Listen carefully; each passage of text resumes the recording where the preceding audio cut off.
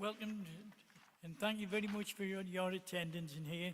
And I would like to first open up and congratulate Kate Codigan on the magnificent job that Kate did. And I only hope I can do what's good for all of you. Thank you very much for that one. Which one did we go to? This one.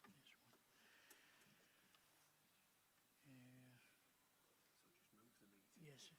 Move the meeting opening and we'll go straight over to apologies for absence, please. Yes, thank you, Mayor. I don't have any, and Joe's indicating that we don't. Sorry, repeat again. Councillor Gunn. Thank you very much, Councillor Gunn.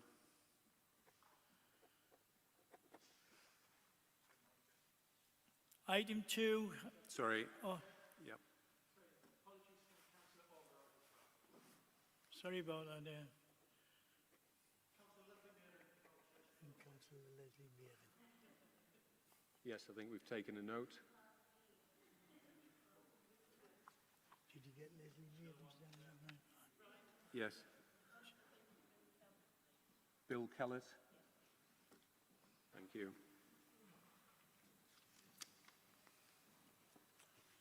Item 2, declarations of interest. Anyone, please?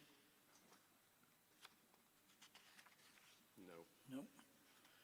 Item 3, the revenue outcome for the year ending 31st of March 2021. And I'll hand you over to Jeff for that one, please. Yeah, thank you very much, and good afternoon, everybody. This is the final outturn report that we normally bring at this time of year to the Charter Trustees. I'm sure we'll all say kind of it's been a very strange year, and that's also reflected in the financial position for the Charter Trustees. So actual expenditure, as it's detailed in paragraph 2, for the year was 43,927, which is a significant underspend against set budget of 26,177. Needless to say, we all understand why the spend was much lower than we'd originally forecast. Charter Trustees who were part of the Trustees originally from previous year would recognise that we did use reserves and planned to use reserves to set the budget. So we had planned to use £13,890 of reserves. Naturally, because the overspend exceeds that, we've ended up actually replenishing reserves to the tune of £12,287. And as paragraph 4 identifies, obviously the major reason for the underspend is the impact of the pandemic. To pick up at paragraph 7, we, as always, in line with the Charter Trustees' request, budget for the expenses for Mayor and Deputy Mayor for the budget allowances, but those allowances again weren't drawn last year. One or two other issues, transport costs were obviously much lower, as were supplies and services than we'd originally forecast. So coming to paragraph 12 in terms of the position on the reserve. The general reserve at the start of the year was just over 62,000.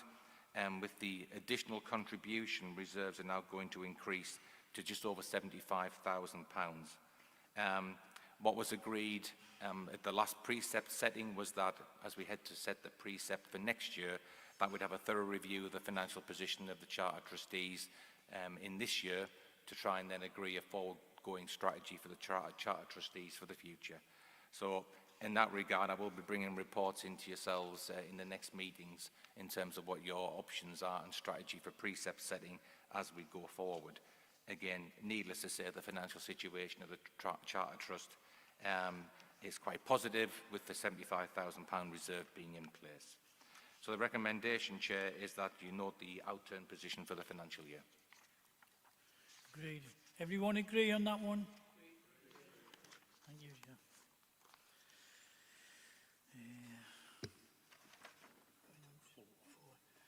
Item 4 on the agenda, the annual return of the year ended 31st of March 2021. Can I ask the Treasurer of the Charter Trustee to present this report, please? Thank you again.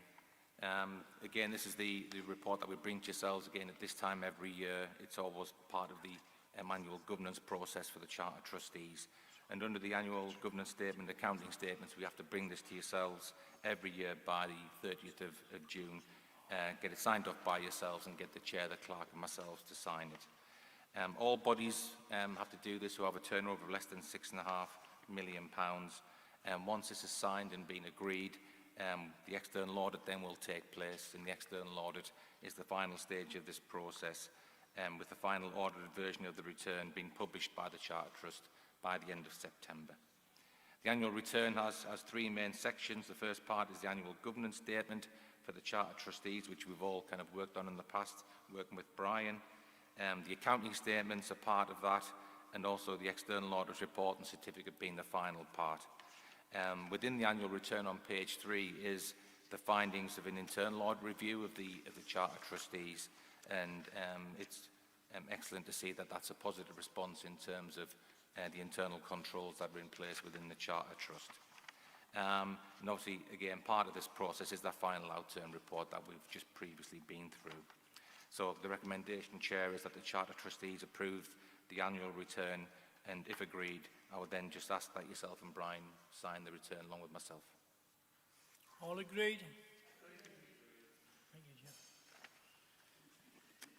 Any other business? I have not been reported of any other business coming forward. That's part A.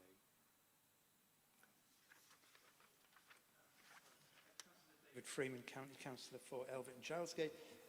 One of the Charter Trustees who's not here, Councillor Ormerod, has contacted me with a suggestion for the freedom of the city. Now, obviously we can't discuss that now, but that the Charter Trustees do issue freedom of the cities if we're all agreed, and I'd just like to ensure that a future agenda item we put freedom of the city onto the agenda, please. Thanks. Yes, thank you, Mayor. With your permission, yes. Charter Trustees, some of you may know, having been involved in previous elections for a Freeman of the City, that this is the highest award that the Charter Trustees can make to either an individual or to an organisation. It has been done in the past. I have spoken briefly with Councillor Ormerod about it, and it does require a proposal, and the business then needs to be brought to a meeting specially convened for that purpose. The details of either an individual or an organisation would need to be put in a report by myself to you so that you can consider it and vote upon it. There are certain rules in relation to that which would be set out in the report. But very briefly, you'll recall that for an individual, it's persons of a distinction and persons who have, in the opinion of the authority, rendered eminent services to that place or area. I would say that it is suitable to come forward as long as I have suitable details to be able to put in a report for you. There is the point about when would be suitable for a special meeting, and we will look at that because I'm conscious that for some of you it may be difficult at different times of the day.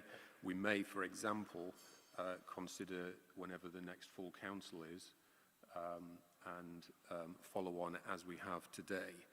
But I will no doubt be speaking with the Mayor and the Mayor's office about that in between. Agreed with that one, everybody? Thank you. Where we at there, Brian? No other business. Any other business to be transacted this morning?